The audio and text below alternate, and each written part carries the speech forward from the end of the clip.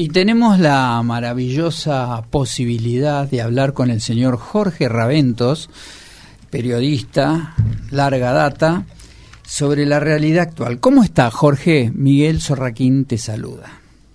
¿Qué tal, Miguel? ¿Cómo andás? ¿Cómo andan ahí en la mesa? Estamos maravillosamente, nos hubiera encantado tenerte acá, ya vas a venir, espero, algún día. Sí, un día menos frío. Un día menos frío, la verdad que hiciste muy bien en que sea por teléfono porque hay que venir, te voy a decir. Bueno, y contanos un poco cómo estás viendo esta imposible historia de contar que estamos viviendo, ¿no? ¿Qué está pasando? Bueno, ¿qué está pasando? Por ahora tenemos por delante las elecciones primarias, que normalmente son elecciones en las que hay competencias internas. En este caso, competencia interna hay en una sola de las fuerzas, que es en Juntos por el Cambio. Es una competencia bastante fuerte entre Patricia Bullrich y Horacio Rodríguez Larreta, y suplementariamente, en el caso de la elección porteña, entre Jorge Macri y Martín Lustó, que es como que cada uno juega en distintas escuderías. Jorge Macri juega realmente con Patricia Bullrich, y Horacio Rodríguez Larreta, aunque está en el mismo partido que Jorge Macri, íntimamente me parece que apunta a que gane Lustó. Pero bueno, ahí está fuerte la situación, porque hay un conflicto sobre estilos de cómo encarar lo que los dos dicen querer simultáneamente, que es cambiar una situación que sería una economía muy atada al Estado y a la presencia sindical. Parece que los dos quisieran reformar eso. La Bullrich ha salido con un spot con una consigna que recuerda a Cristina Kirchner, porque dice es todo o nada, que recuerda aquella consigna de Cristina, vamos por todo, ¿no es cierto? Y mientras que Larreta piensa que la mejor manera de cambiar es no intentar hacerlo a los empujones, porque toda acción genera una reacción de igual medida en sentido contrario, sino tratar de generar lo que él llama una nueva mayoría. Bueno, veremos quién gana la interna. Yo tengo la impresión de que la posición de Larreta sintoniza mejor que en el conjunto de la sociedad, que está cansado de grietas y de conflictos. Pero en el seno del mercado interno de Juntos por el Cambio, no sé cómo está esa situación, no sé cuál es la opinión que prevalece. En Capital Federal yo tengo la impresión de que prevalece en el mercado interno de Juntos por el Cambio está prevaleciendo Patricia Bullrich, pero la elección no se da solamente en Capital, se da en todo el país, y Larreta cuenta con el apoyo del radicalismo, que tiene una estructura territorial muy grande, cosa que el PRO no tiene, de modo que puede compensar con el interior y con parte del conurbano la ventaja que le saque Patricia Bullrich en una sociología tan particular como la de la Capital Federal. Sí, pero usted acaba, soy Rodolfo Estela y quería preguntarle qué pasa en el conurbano, porque acá no hay duda que en la capital viene sucediendo siempre, va a ganar el PRO, o uno u otro, pero van a estar. Pero qué pasa en el conurbano, porque lamentablemente, o como se han planteado las cosas, la presidencia se juega en el conurbano, y después, si hay balotaje, va a haber un árbitro que se llama Milei. ¿Cómo ve usted esa situación? Bueno, la verdad es que yo no creo que Milei vaya a ser un árbitro. El electorado de Milei me parece que es un electorado muy particular y no sé si él puede guiarlo si él no está como figura central. Es decir, creo que Milei va a ser importante en la primera vuelta electoral. Va a tener un porcentaje fuerte. Perdón, ¿usted considera que si Milei no, por supuesto, no va al balotaje, no va a lograr influir en los que lo voten para que dirigir su voto para uno u otro lado? Porque no, me parece que no. Es evidente que él no consigue influir, por ejemplo, en el interior. Cuando él se presente, digamos, en Tucumán, va a sacar más votos de los que sacaron los que están a favor de él en Tucumán, que sacaron el 3%. Claro. Porque es señal de que una cosa es con la presencia de él y otra cosa es si él quiere orientar el voto hacia otro. No lo pudo orientar hacia los suyos en Tucumán y en la mayoría de las provincias donde se presentó. Sin embargo, cuando él se presente, porque me parece que el voto de él está muy personalizado, muy encarnado en él, puede ser una fuerza, que las encuestas dicen que está bajando, puede ser, pero está en un porcentaje importante. No sé si es un tercer tercio, pero es un cuarto, considerando que hay otro cuarto que es el cuarto de los que van a votar en blanco o se van a abstener. Jorge, ¿cómo ves vos? Ha habido mucho movimiento en el mundo del Vaticano, el Papa, nuevos cardenales, ha hecho una movida tremenda con el cardenal argentino que llegó al Vaticano. ¿Vos crees que todo eso va a tener influencia en algún momento? ¿Cómo va a jugar la Iglesia aquí? ¿Está asociado de alguna forma con el mundo masa? ¿O está tomando distancia de lo que es el PRO? ¿Cómo se puede leer eso? ¿Hay una forma de entenderlo? Sí, me parece que la mejor manera de entenderlo es saliéndose de la visión de campanario, digamos, de la visión de ver al Papa, que es una figura de la Iglesia Universal, como una figura de la política, como si fuera el caudillo de un distrito de la República Argentina. Las movidas que está haciendo el Papa tiene mucho que ver con la Argentina, pero en otro sentido, más que con la Argentina, con el Río de la Plata, porque Víctor Fernández, colocado en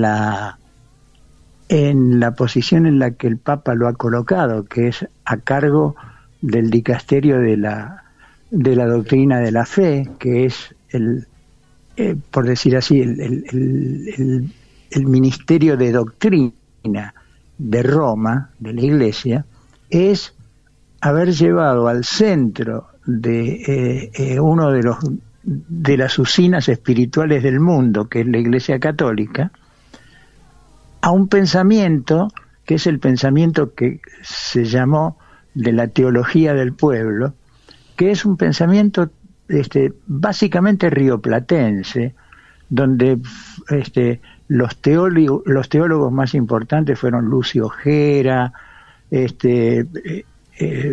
Tucho Metol Ferrer, el uruguayo, que pensaron una manera de ver los cambios que la Iglesia necesita, alejados tanto de aquello que se llamó la teología de la liberación, que fue un camino sin retorno hacia la marxistización y para muchos hacia el suicidio de la guerrilla, o por el otro lado hacia lo que todos estos teólogos llamaban la idea de una iglesia espejo, que solamente podía reflejar las maneras de pensar del centro del mundo, de aquel centro del mundo.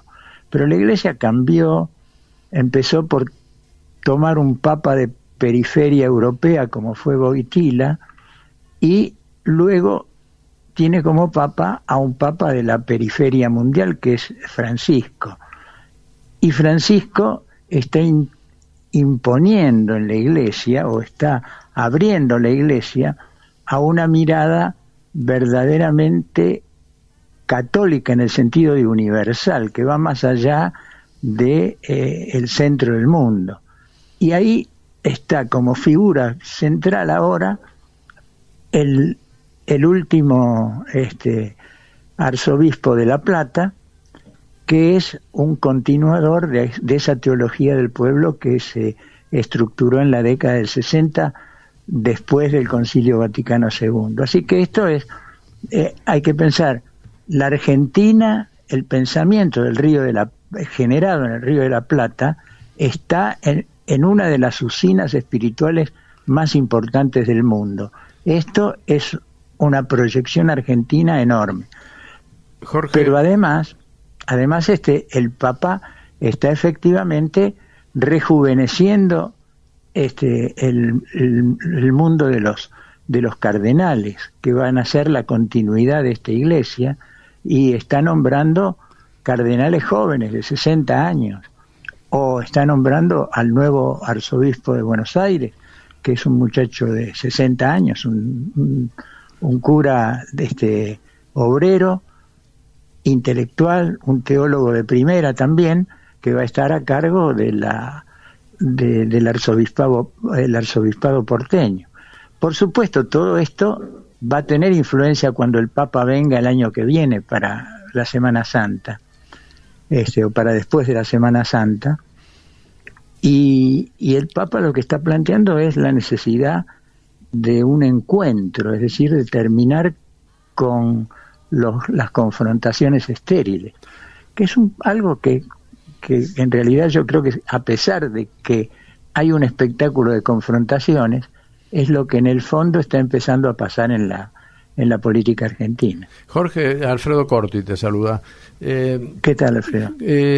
¿No crees que la actitud del Papa, hace poco hizo una reunión de artistas, con creo que 50 artistas del mundo, plásticos, cinematográficos, etcétera, y volvió a pedirles que hagan cosas para los pobres? ¿No ves una reiterada tendencia al pobrismo, como se dice modernamente últimamente?